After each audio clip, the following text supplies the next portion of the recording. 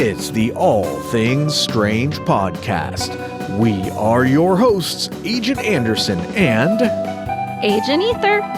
Come along as we examine UFO sightings, conspiracies, and all things strange.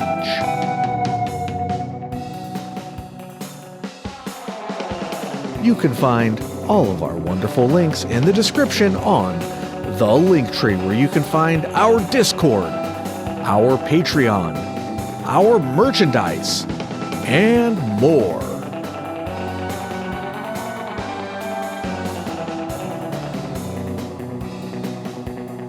This week's episode, The Free Energy Conspiracy. Well, this was a good one. Yeah, this was surprisingly, I thought I wasn't going to find much on this one, and boy, was I wrong. Well, there's just so much to think about. Everything from zero-point energy to perpetual motion machines and other energy sources. Are they being suppressed by powerful organizations, governments, oil companies, energy corporations? Or is it all just a figment of our imagination? Let's talk about it. Yeah, and before we get started, I'd like to remind everybody that we do have a Patreon. We have two wonderful tiers for you. At the $3 tier, you'll get bonus episodes, after hours, early access, and anything else that we put out for a mere, measly, puny $3 a month. And then at the $5 tier, you get to vote on upcoming topics such as this one. I've had a request for something paranormal next time, so I'll pick a couple of paranormal topics for them to vote on for the next episode. I don't know what I'm going to choose yet, but that sounds like fun. Yeah, it'll be a fun. We haven't done a paranormal one in a while, have we? No, we have not. We did Blue Book last time. Yeah, so that'll be cool. We had a Power Hour before that. So check it out, support the show, and get a lot of content as well. All right, and also, if you feel like contacting the show, I don't really check my email anymore because nobody ever emails me. So the best way to get into contact with this is on the Discord. I have Discord and I get notifications for that on my phone. So if you message me, private message or whatever, that's probably better than email if you do want to contact us about something, because nobody emails me and I don't check it because nobody ever emails me. And all right. Special shout out to our active Facebook group members. Thank you so much. What's up? All right, let's get started. Free energy. What is it? What does it do? Get it out of my face. Yeah, so the key claims in this conspiracy theory is that you have suppressed inventions or suppressed ideas about physics that inventors have created, that scientists have discovered, that generate limitless energy, but these technologies are being seized or buried by powerful entities. Right. Either it's governments or utility companies, big or energy. Oil companies. Yeah. And the type of technology they say could be suppressed is everything from anti-gravity, cold fusion, zero-point energy, carburetors, reverse engineered extraterrestrial technology. This is a pretty wide umbrella. And, you might say, well, why would people believe this? Because we have seen firsthand suppression of technologies. We saw didn't you have an episode on the electric vehicle? Yeah. The electric car? No, it's on the list. Oh, it's on the list. We haven't done that yet. You could talk about the suppression of the electric car early on, back in the 90s. Yeah. You could talk about light bulbs. One of the first planned obsolescent groups was Phoebus Cartel back in the 1920s that purposefully made it so that light bulbs didn't last as long as they ought to. Yeah. You could look at Tesla, who I'll talk about in detail later on, and we could talk about big oil's influence on renewable energy. And all of these are real-life examples of how corporations and government have come in and tried to suppress technology. So it's something that happens, and the question is, have they done it here? Have they done it on this big of a scale? Have they done it in terms of free energy? Well, like you said, there are plenty of cases. My favorite case that it's on the list, I haven't gotten around to it yet, is when the tire, car, and oil companies bought up all the public transportation in Los Angeles and basically just killed the companies. They bought up all of it, like the streetcars, the buses, everything. They bought those companies and then they just put them out of business, forcing everybody to buy cars. That is a real conspiracy that happened. And it goes to show that these companies are willing to resort to anything to make sure that you're reliant on their products. Yeah, that's very true.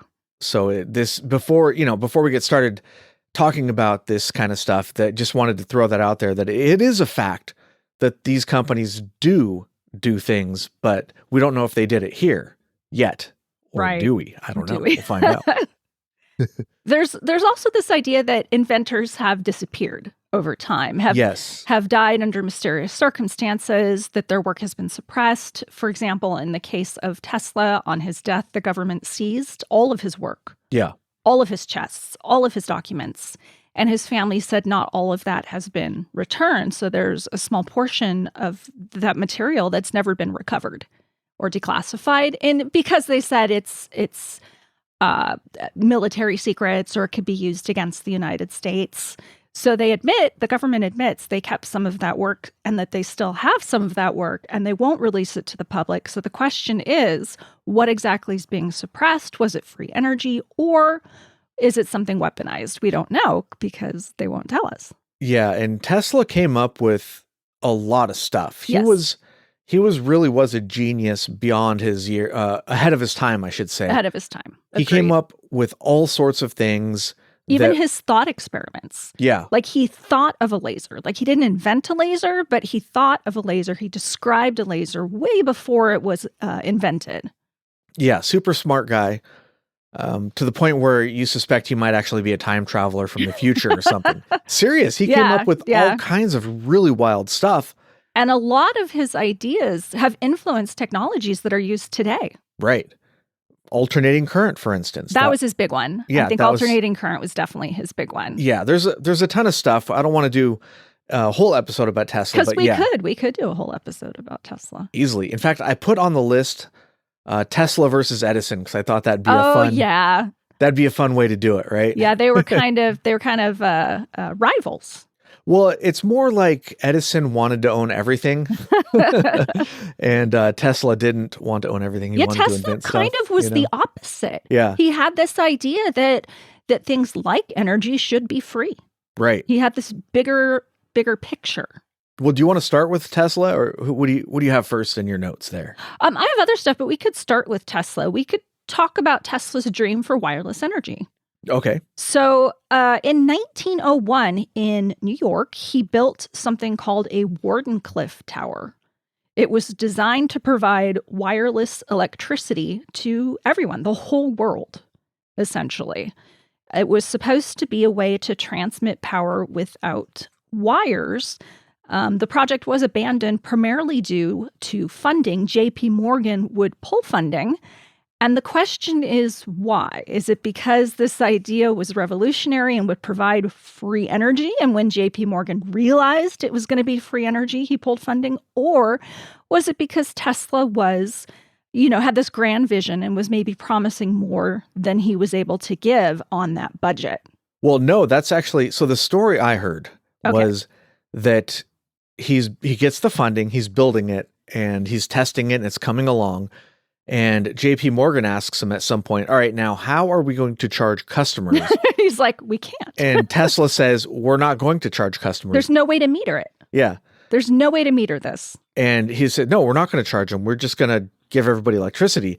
And at that point, Morgan was just like, nope, No money for you. you're done, buddy. So it was never completed.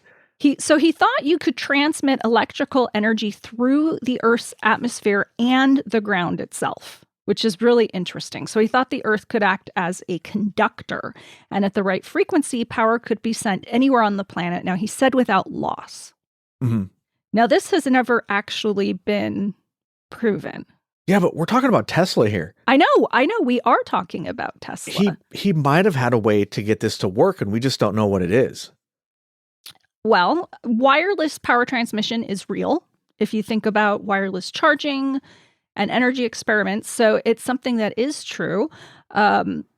But transmitting large scale over long distances is somewhat inefficient. Without loss. Without loss. Yeah. And that's the big idea is, can you do it without loss? So the key components of this tower were a deep grounding system. So the tower's base actually extended 300 feet underground and was a major part of like an electrical circuit. And Tesla thought that the deep earth currents could sustain an electrical transmission. It also had this large copper dome that was designed to act as a capacitor to store and release electrical energy into the atmosphere. And then the third component was high frequency oscillators, which were used to create resonance between the Earth's electrical layers and the tower. So, wireless energy transfer, like I was saying, does work today. And Tesla was able to successfully demonstrate his experiments on a small scale. For example, he was able to light light bulbs wirelessly in his Colorado Springs laboratory using this technique.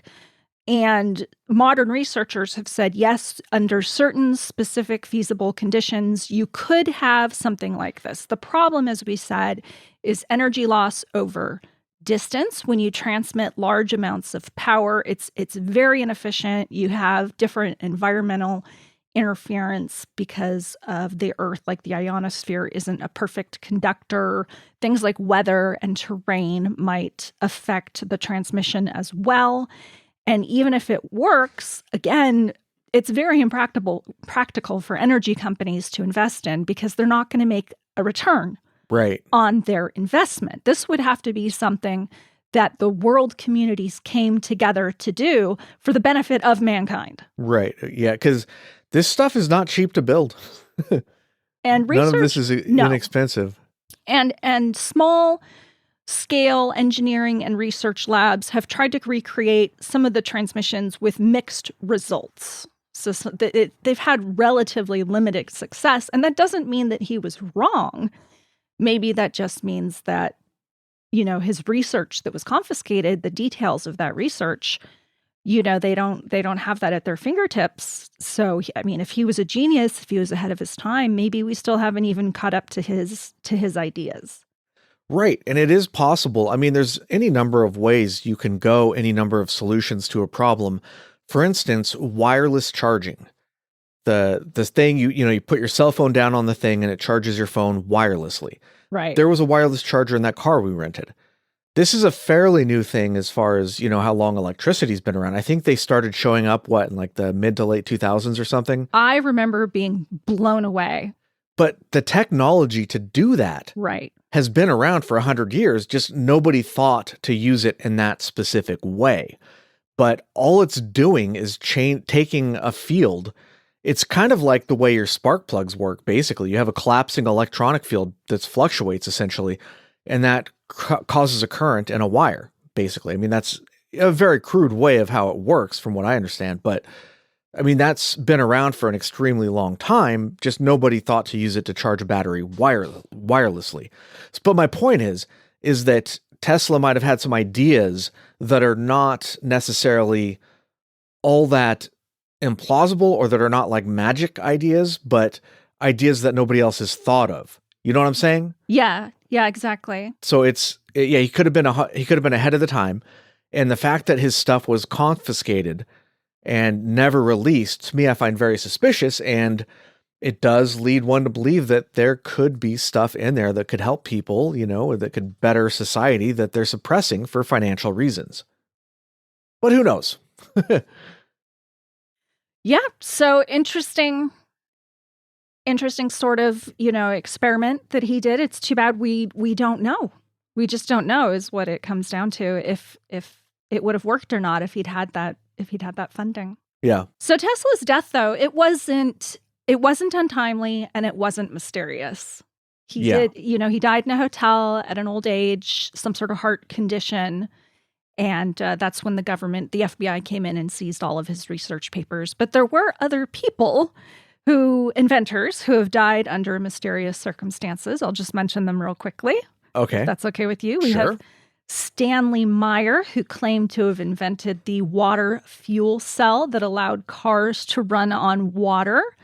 And his brother claims that in 98, after a meeting with investors, he was poisoned. At a restaurant. At a restaurant, although the official cause is listed as a brain aneurysm. And he ran out of the restaurant saying, I've been poisoned. I've been poisoned. You also have Eugene Malov, who was a scientist and advocate for cold fusion. And in 2004, he was beaten to death outside of his home, although it was called a robbery-related homicide. But of course, certain people think that it was, in fact, to silence him. Well, how hard would it be to disguise a hit as a robbery, Right. you know? And actually, I was going to take notes on that guy, but I started reading and I thought, this is way too interesting to summarize. I need to do like a whole episode on this guy. No, I just wanted to mention Yeah. maybe reasons people think there might be a conspiracy. And Because there might be. Because there might be. Because we also have Dr. Paul Brown, who worked on nuclear battery technology that some people believed had free energy implications, and he died in a suspicious car accident in 2002. Yeah. Thomas Henry Morey created a device that he said extracted energy from the vacuum of space, and his lab was raided and his research was stolen. I don't think his death was remarkable, actually, but still, his research was stolen, he said, and they haven't been able to replicate his experiments.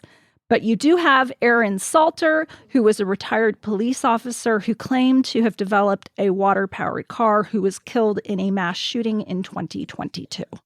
Oh, I didn't hear about that one. Yes. So that's what I have for mysterious deaths. Wow. So working on energy is very dangerous. Yeah, don't do it. Very dangerous for your health.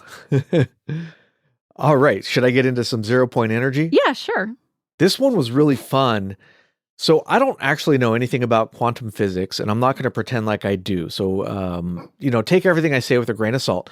But this one was really fun because I wasn't really expecting to find anything here. I was expecting to find everything to be, theoretical and not really all that useful. But turns out they've done some really cool stuff in the realm of, quantum physics that they've proven with experiments. So let's get into it.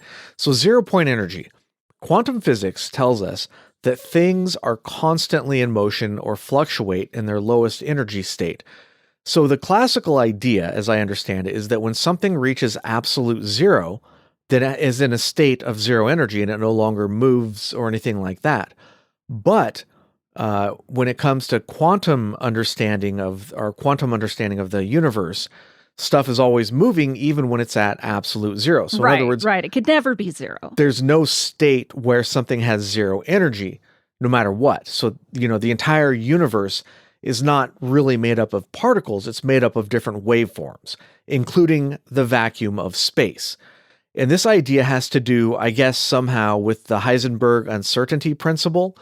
And I'm not really sure there's a lot of stuff written on this, and we could go over that. But just to put it simply, the Heisenberg uncertainty principle, also known as Heisenberg's interminacy principle, is a fundamental concept in quantum mechanics.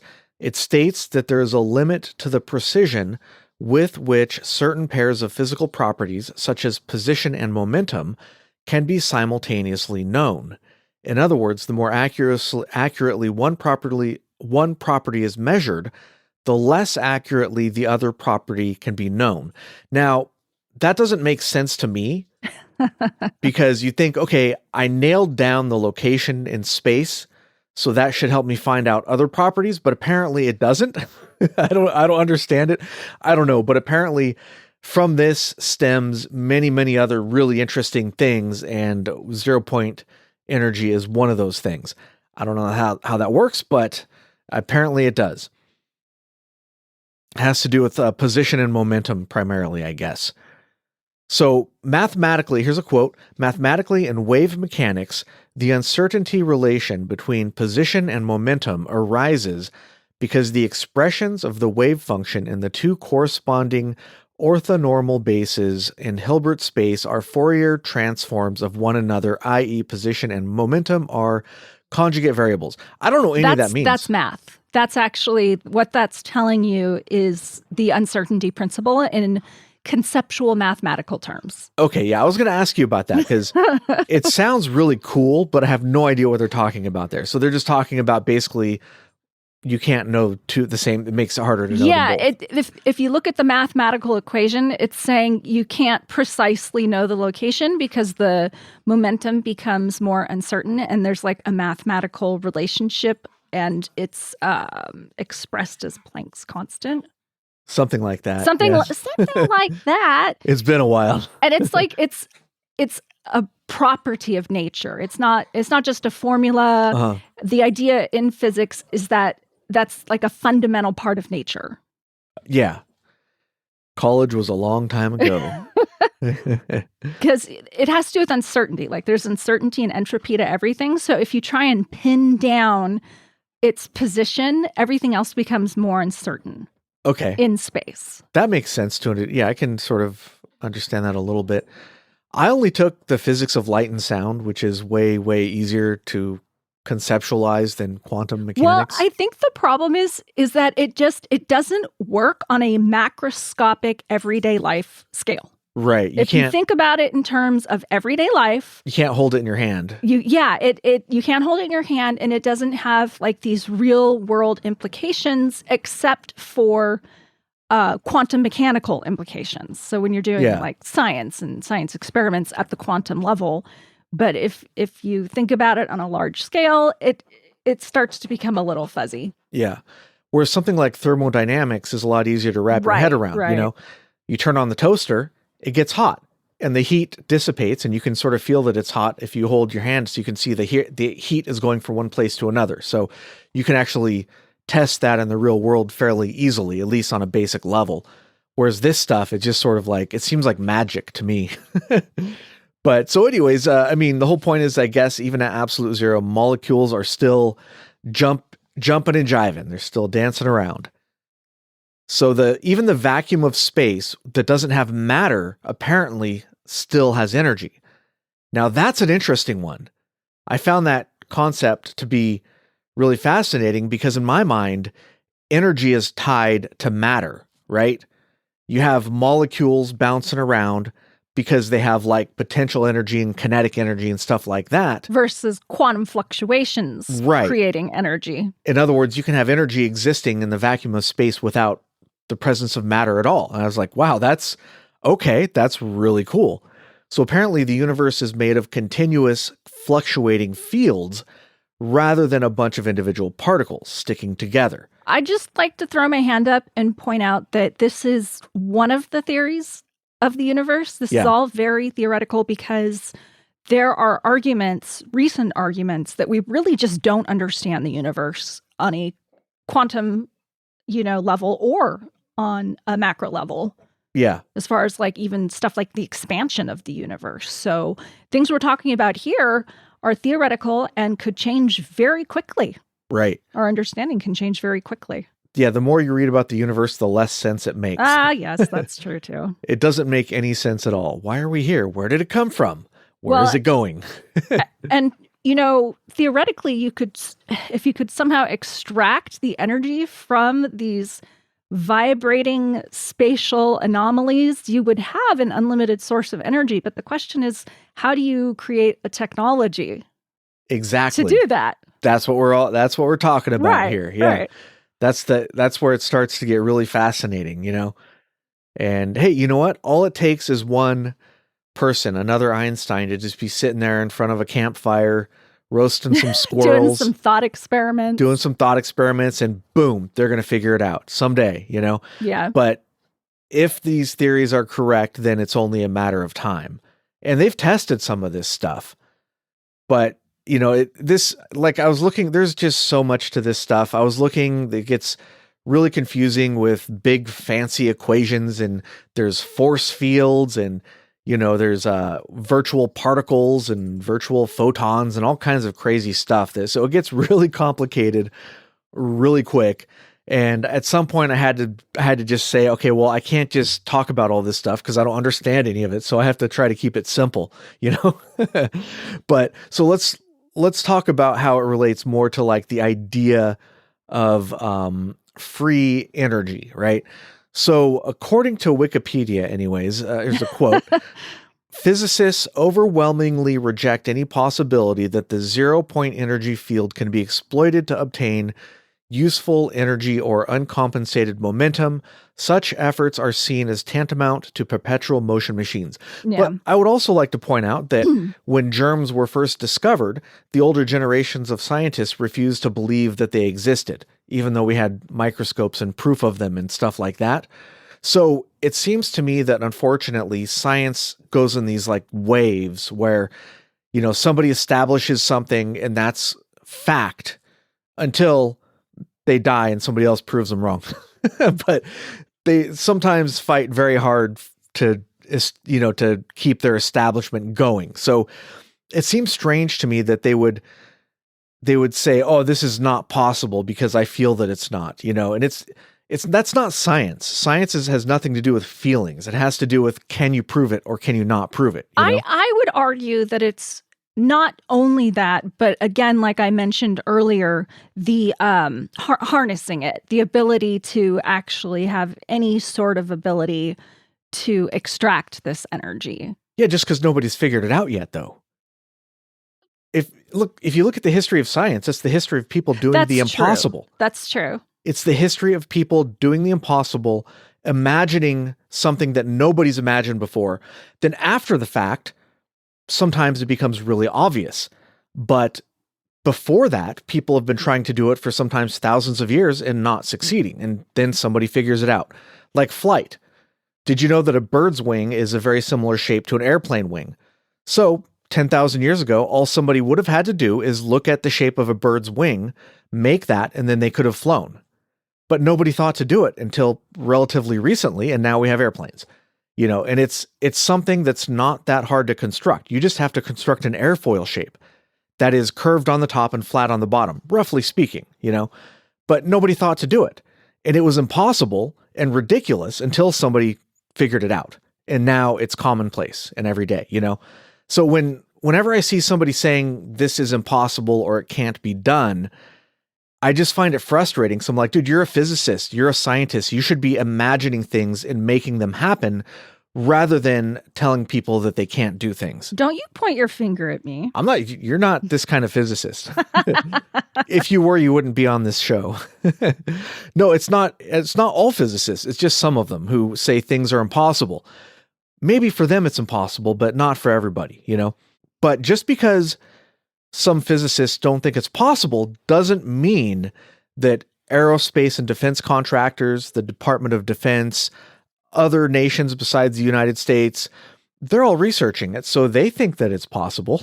Well, what about the Navy? Do you have the electromagnetic field generator patented by the Navy in 2019? I didn't talk about that specifically, so if you want, we can talk about that in a bit. Okay. So that'd be interesting. I do have some thoughts on that and other things like that, but we'll get to that later. So there's a couple of different things that I read about is, surrounding the idea of zero-point energy and things like that. One of them is vacuum energy. It's an underlying background energy that exists in space throughout the entire universe. I just like the way that was phrased. And it's an idea. It's it's been studied, and there have been experiments to suggest that it's true. But from what I can find, we're still not 100% sure on all this stuff. I read about something called the vacuum catastrophe, and basically that's Schrodinger's fault. He shouldn't have been messing with that cat. No, it has nothing to do with Schrodinger. I just thought it was a funny term, the vacuum catastrophe. No, there's a conflict of what's expected from theory and what's seen experimentally, and they call that the vacuum catastrophe. All right, I got another quote here that I thought was interesting, so let's throw this out there, and we'll see if it makes any sense.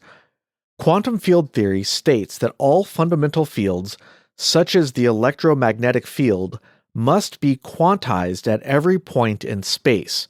A field in physics may be envisioned as if the space were filled with interconnected vibrating balls and springs, and the strength of the field is like the displacement of a ball from its rest position.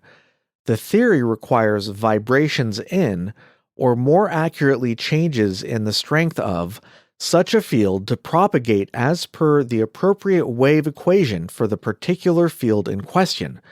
The second quantization of quantum field theory requires that each such ball-spring combination be quantized, that is, that the strength of the field be quantized at each point in space. Canonically, if the field at each point in space is a simple harmonic oscillator, its quantization places a quantum harmonic oscillator at each point. Excitations of the field correspond to the elementary particles of particle physics. Thus, according to the theory, even the vacuum has a vastly complex structure, and all calculations of quantum field theory must be made in relation to this model of the vacuum. So, I don't understand all of that, but some of it makes a little bit more sense than imagining the universe is just waveforms, right? If you can imagine balls connected by springs, that's something that I can wrap my head around a little bit easier. Again, I'm not pretending that I understand this stuff. That's funny because waveforms makes more sense to me because of all the math Oh, really? that I've done. Yeah. Yeah. So I like this quote because it's a different way of describing it. And I thought maybe it'll make a little bit more sense to somebody out there. But I don't know, it's all a bunch of mumbo jumbo to me. So let's see. Oh, I did the quantum vacuum state here again. Okay, so we already talked about that. Oh, hi there, buddy. I got one of my cryptids here is begging for attention. All right, so let's get to one of the ones that's most often mentioned in relation to zero-point energy, and that's the Casimir effect, Casimir, named after physicist Hendrik Casimir. This is the one that's most often referenced when people talk about zero-point energy.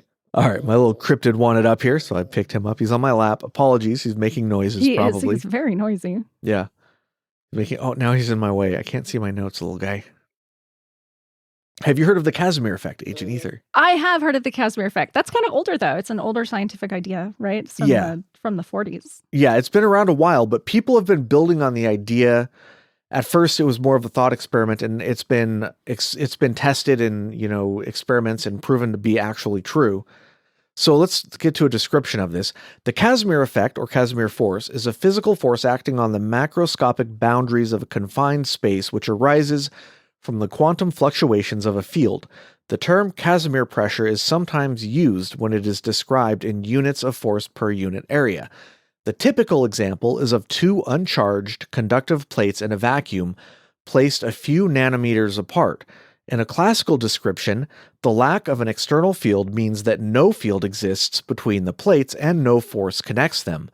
When this field is instead studied using the quantum electrodynamic vacuum, it is seen that the plates do affect the virtual photons that constitute the field and generate a net force, either an attraction or repulsion. Yeah, I was going to say they're attracted or repulsed, depending on their specific arrangement.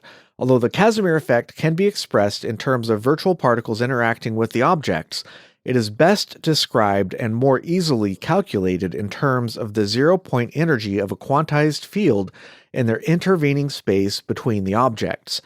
This force has been measured and is a striking example of an effect captured formally by a second quantization.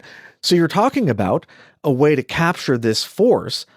Well, here we have a mechanical way that somebody's been able to test this theory and prove that it's correct, that there is something here happening that doesn't line up with classical ideas of physics. This has been tested, and this has been proven to be the case, that when you put these two plates very close to each other, a force is generated even though there shouldn't be one. So that's really fascinating. And you think, okay, well, it's only a matter of time then until somebody is able to harness that, right? The main problem they run into is that the force generated is extremely small. So right. It would be difficult to build some kind of contraption that could harness this force. To my knowledge, we don't have the technology to do it yet. And even if we did, scientists speculate that the energy gained would be canceled out by the work required to manipulate the system. Right. In other words, the idea of a perpetual motion machine being impossible. Yes, exactly. Because the strength of the force falls off rapidly with distance, it is measurable only when the distance between the objects is small.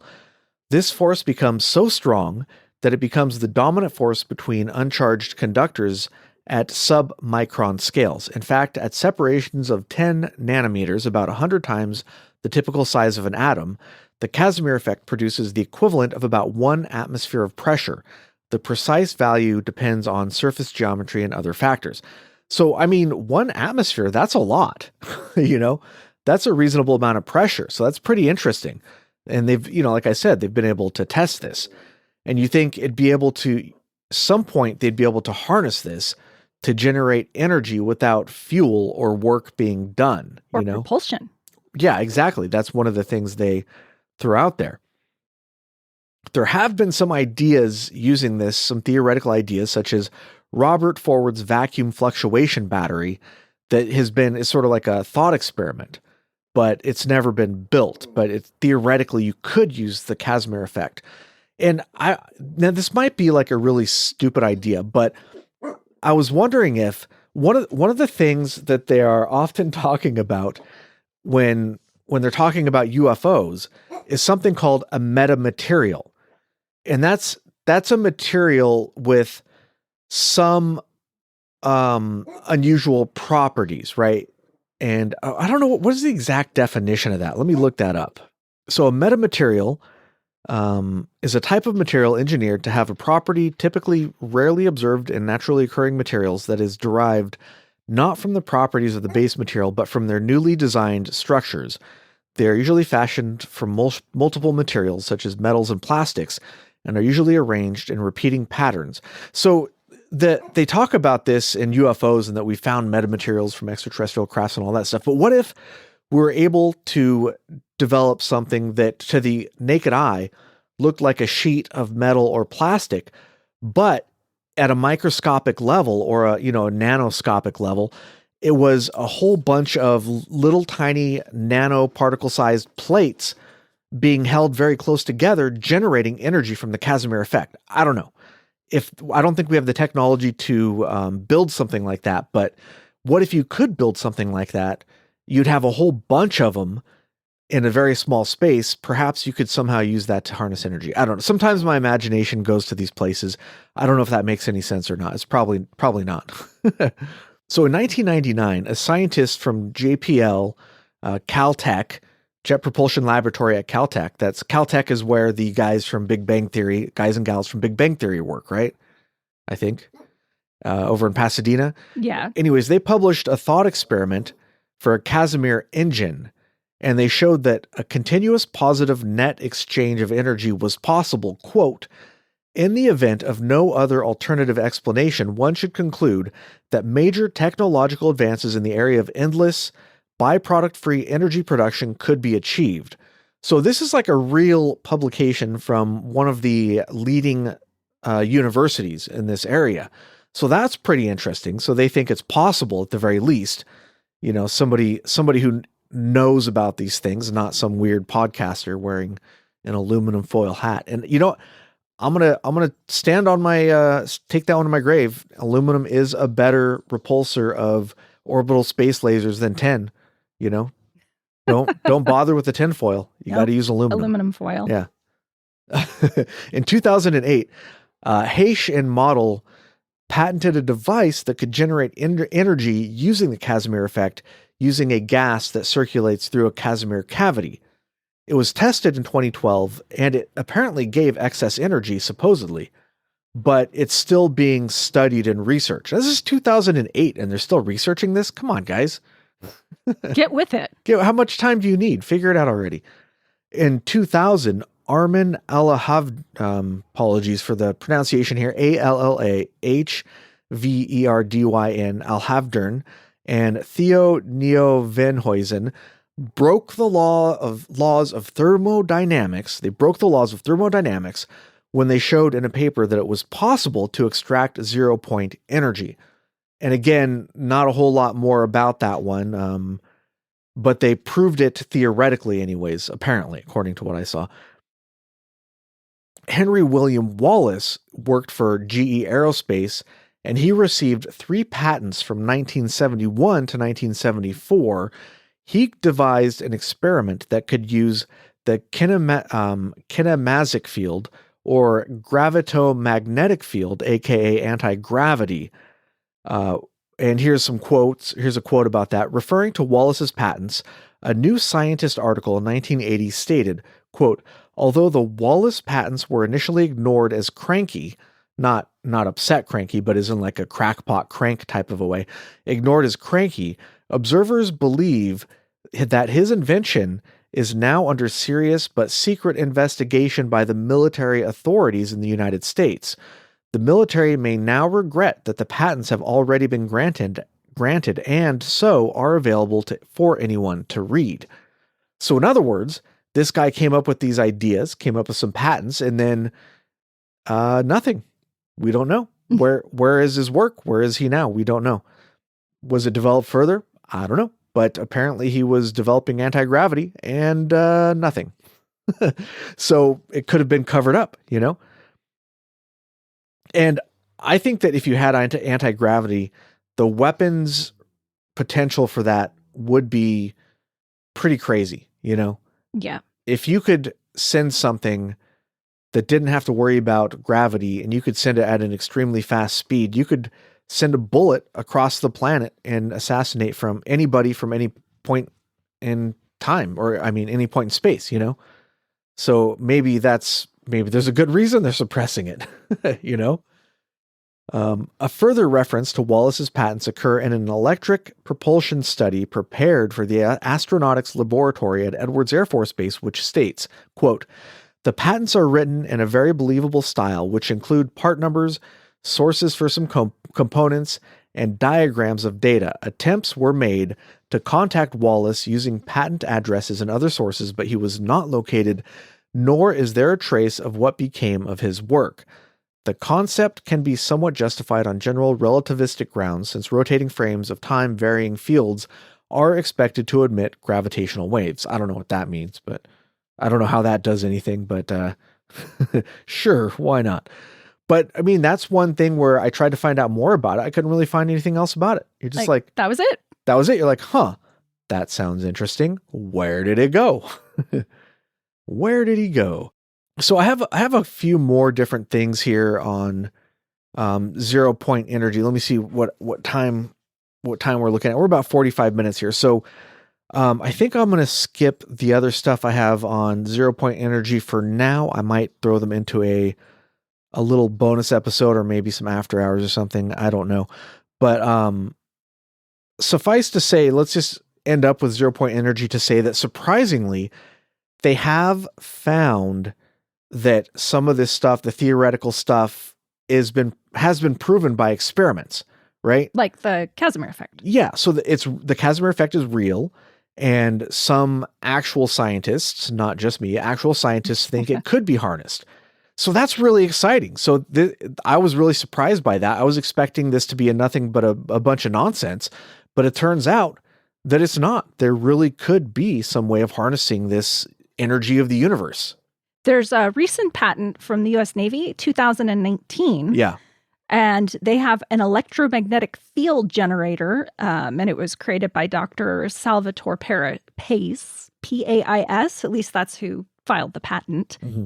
And it sparked a lot of speculation about what you've just been discussing, advanced technologies, because the patent describes a device that generates these high-energy electromagnetic fields while reducing its inertial and gravitational mass. So you're talking about concepts like perpetual motion or, things seen in UFO reports. Like it's sci-fi, it's pseudoscience, but there's a patent. Yeah. There's a patent that exists. Now, I take that with a grain of salt, though, because I question that the military would release that publicly in patent form for everybody to see. Because you can go online right now to the patent office and look up any patent. They're all there.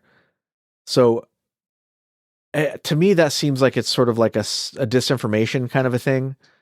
But who knows? I'm not a scientist. It's still pretty exciting.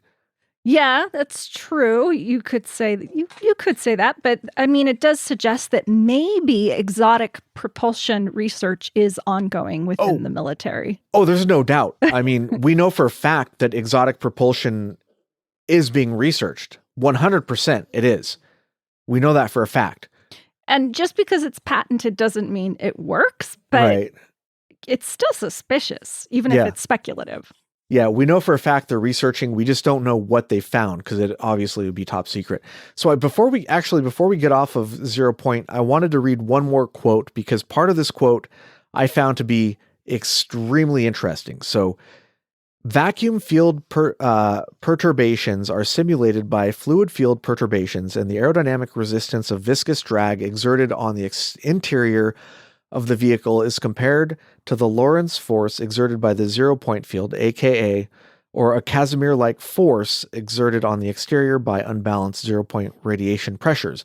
They find that the optimized negative energy required for an Alcubierre drive is where it is a saucer-shaped vehicle with toroidal electromagnetic fields. Saucer-shaped. Flying saucer. Yeah. What have people been seeing since the 1940s and earlier? Flying Flying saucer. And they found that would be the shape that you would need to make this work. So I saw that quote and I was like, what? Say what? So yeah, I just wanted to throw that one out there. There's some missing context, but I thought it was a really cool quote. So I wanted to just share it with the class.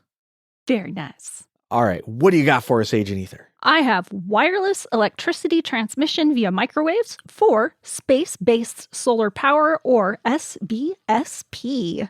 All right, let's do it. So it's this idea that you're going to send solar panels up into space to collect sun, and you're going to beam the energy wirelessly down to Earth using microwave transmissions to provide constant, unlimited, clean energy. So how it works is you have a space station or satellite up in space with the solar panels. It's very efficient because there's no atmosphere to block the sunlight. It operates if it's stationed all around the Earth at all times during the day. It collects the microwave radiation. It travels through the atmosphere with minimal energy loss compared to other electromagnetic waves. There's a receiving station on Earth, a rectifying antenna, and it converts the microwaves back to electricity, which is then fed into the power grid. That sounds an awful lot like what Tesla was trying to achieve. It does, actually. Yeah, some people have said that it does sound similar, but again, ahead of his time. And it's not like we were launching, satellites up into space.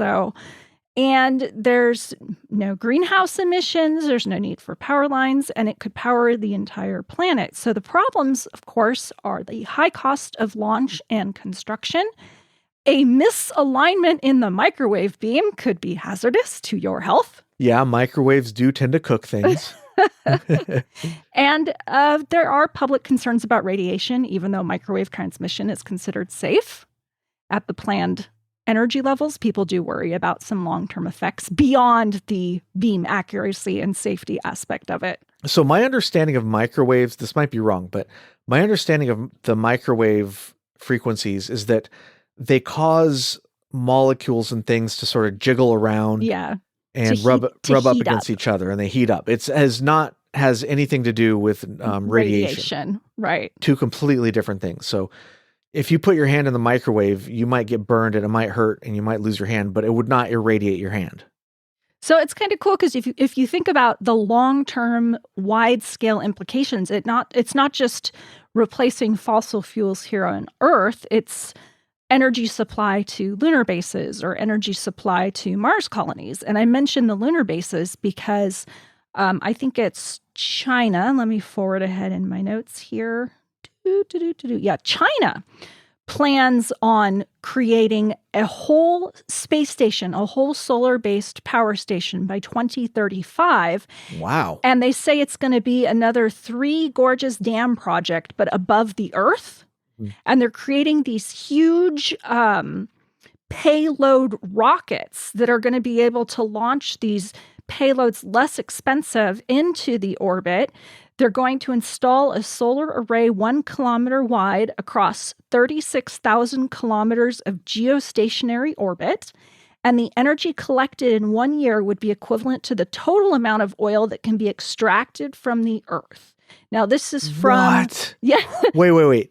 Not just the oil extracted in 1 year, but like the total amount of oil extracted, period? And this is from Interesting Engineering News, and it's been updated on January 10th, 2025. So this was a very recent article. I bet the oil companies are quaking in their boots. I bet they are. And China's getting, bigger and bolder. They're a superpower. There's no arguing with it. That's very ambitious. That's the thing. If you suppress stuff, somebody else will just do it. So you end up becoming a lagger instead of a leader. And more, I feel like the United States is becoming a lagger, not a leader. We used to be leaders. We are no longer leaders in technology with that kind of stuff. So the success of the space program, according to the scientist in charge, is the development of the Long March 9 CZ9, a reusable heavy lift rocket, which has a capacity exceeding 150 tons to orbit and surpasses even NASA's most powerful rockets. Bigger And better. We need bigger rockets. That's always the answer. So 2035. And they want to go to the moon. China wants to go to the moon. So this is probably part of their idea about how they're going to, have lunar bases. It's crazy. See, the next time I start looking at sports cars and you ask me why I need a car with 500 horsepower, that's why. So we can go to space. So we can go to space with your car? Yeah. Doesn't make any sense. Get a big ramp, So the U.S., they say they're developing their own project, but I haven't heard of it. Have you? I think there's zero chance that the special interests will ever let that happen here in the United States.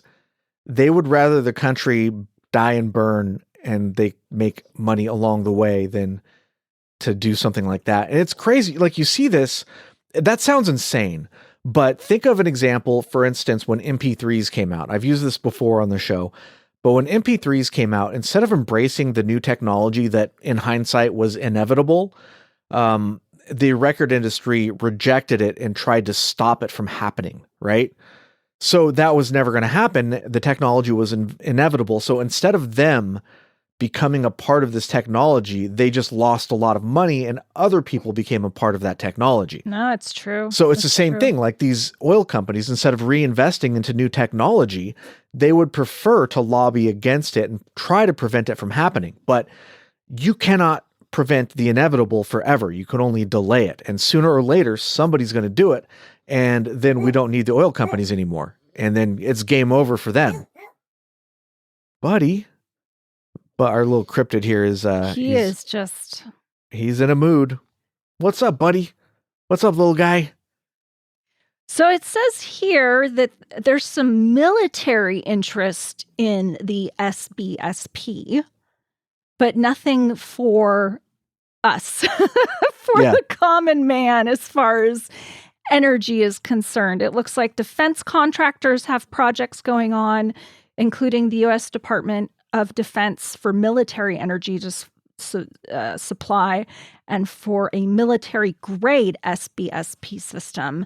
And Caltech demonstrated it on a smaller scale to prove that wireless power transmission was possible from space in 2023, but nothing like what China is doing, because the U.S. is all military backed. Doesn't that grind your gears that they're taking our tax dollars and instead of spending that tax dollars to make life better for the average citizen, they're just using it for military purposes? Yeah, it's a little annoying. Isn't that a little aggravating? Yeah. You go look outside. We're in California. I could go walk down the street. I'd probably see some homeless people. And instead of, using tax dollars to help out homeless people, let's just use it on military stuff. Military spending. Meanwhile, we're, paying, I don't even want to say how much every month to PG&E for our utilities. It is painful, guys. Yeah, it's not good. It is painful. So I don't know. It just kind of grinds my gears. We have a lot of, we have public space companies like SpaceX and Blue Origin, but they don't have any projects either. Yeah. They don't have any projects. They're not interested in it. Yeah, SpaceX does terrestrial solar, not industrial space solar. I don't think I've seen anything about that. So, well, what can you do? What can you do? So go China. Bitch and moan about it on a conspiracy show. That's all. So that's what I have for that. They're leading the way. I don't even think Japan's done some experiments too, but that's really cool. I didn't know that they were doing it on such a scale, and I didn't know that their timeline was like that. You think, oh, maybe they'll get it done in 50 years or something, but they're getting it done pretty quick if they stick to their timeline. That's crazy. See, oh, I lied. Japan wants to have a full-scale operation as well in the 2030s. As much power as a nuclear power plant with 0 emissions. Wow. Yeah. Let's see. And part of it is a post-Fukushima energy shift because, after the disaster at the power plant, Japanese citizens have kind of been pushing for cleaner energy. Yeah, well, Japan's is a fairly small area. It's very densely populated. So I can understand why people would be a little turned off by nuclear power because you have one plant that goes, it can affect a lot of people. It's not like the United States where we have all this open land. We can just stick it where there's not many people or where there's no people, There's so many people in Japan, like everywhere, I feel like. I've never been there, but if you look at the population, I think the population is approximately the size of California, but the land mass is like, or maybe I'm getting, I don't know, whatever. Then anyways, it's densely populated, so it's maybe nuclear power is not a good solution for them. Yeah. Well, so that's what I have for that kind of power. And that was new for me, by the way. Yeah. I learned about this, researching this topic, that this was even a thing, and kind of blew my little mind. I've never heard of that before. That's really interesting. Yeah. China definitely has the momentum to, and the funding to make this a reality first, and they're definitely pushing towards it. So yeah, we'll see that. I think we'll see that sooner rather than later. That'd be really exciting. I mean, we better start learning some Chinese because oh boy, they're going to take over. Get your social credit scores ready, and we won't be doing this podcast anymore. But hey, at least our electricity bill will go down a little bit. Yeah, that's true. No more PG&E. Yeah. So all right. So we're at about an hour. I have a little bit here. I don't have that much more.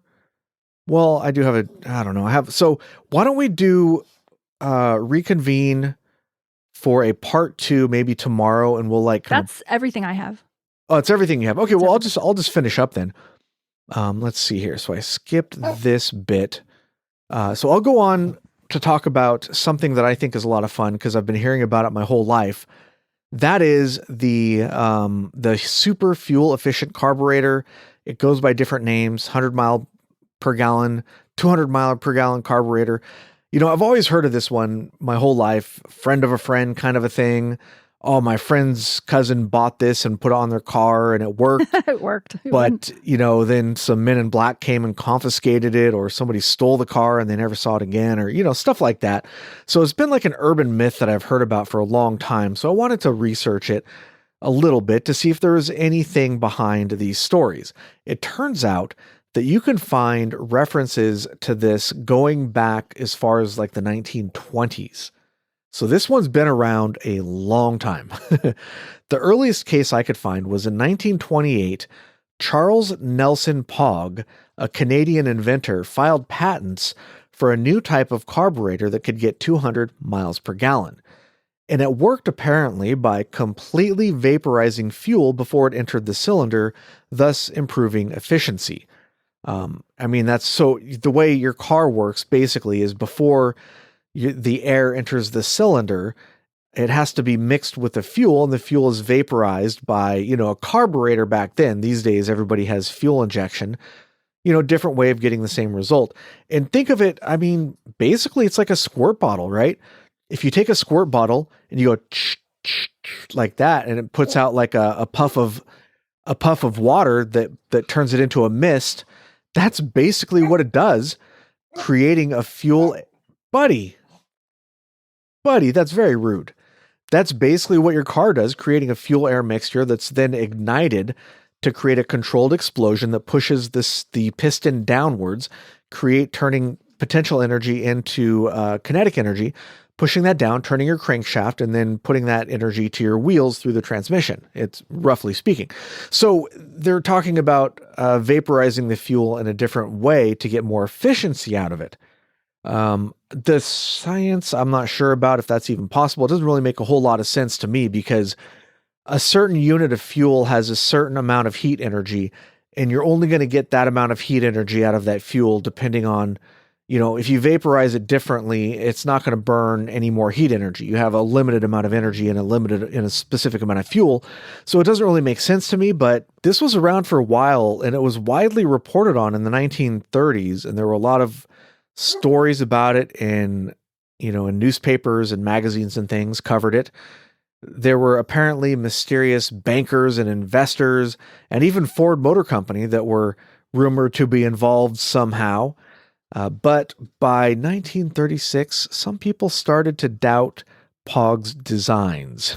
And you started to see people publishing things that, wait a minute, this doesn't make any sense kind of stuff. So it's been all these years, and yet nobody has actually seen Pog's carburetor in action to verify that it could work. So it's, become sort of an urban myth. And this could very well be the origin of this 200 mile an hour or 200 mile per gallon, I should say, carburetor, because it's been around all these years and people are still talking about it. So that was kind of an interesting case. I found another case from the 1970s where, once again, a mysterious carburetor invented by Thomas Ogle was patented, and it was supposed to provide 100 miles per gallon this time. So he cut it in half. He patented the design, patent number 4,177,779, if you care to look it up. It did this by vaporizing the fuel before mixing it with the air. I mean, that's how a carburetor kind of works, I guess. I don't know. Sound familiar?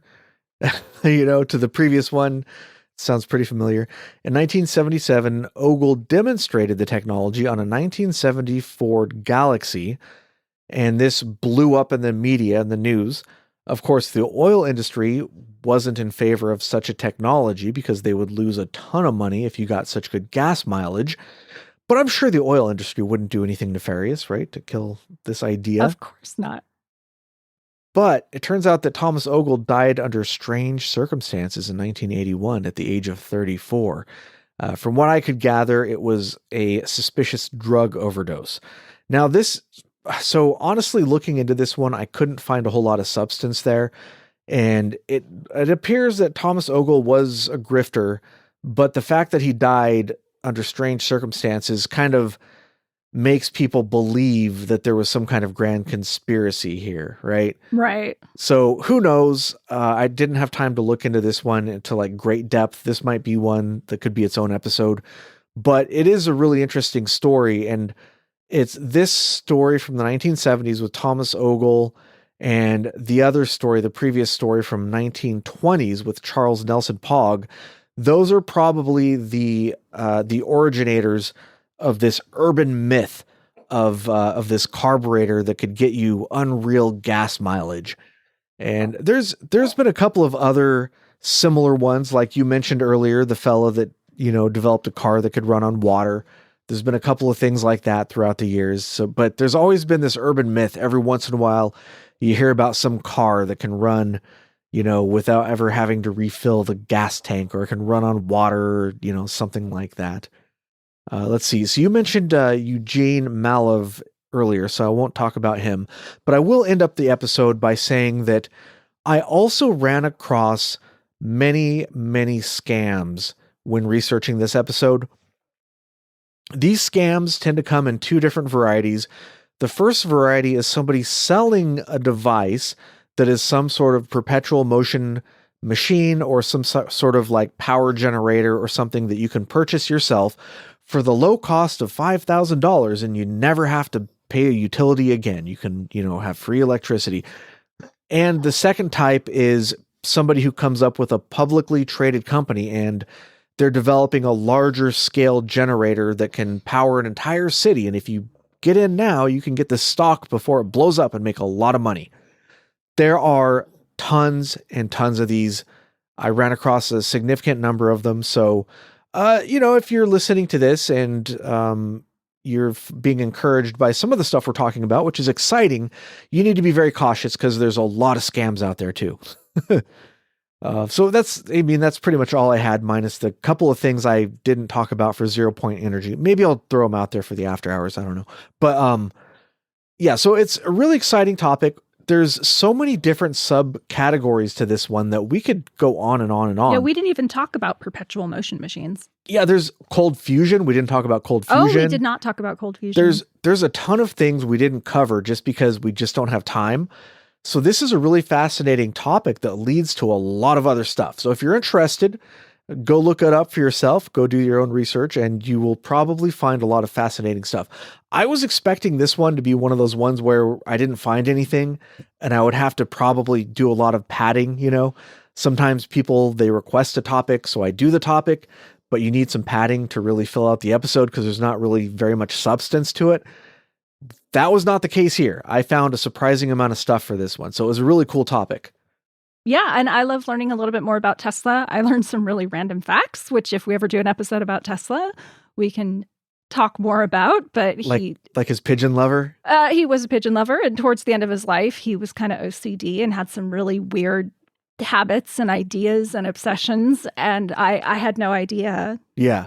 And he was kind of a loner, and he believed he had a very strong work ethic. He didn't get a lot of sleep. Mm-hmm. He would just work like 15 hours a day. Yeah.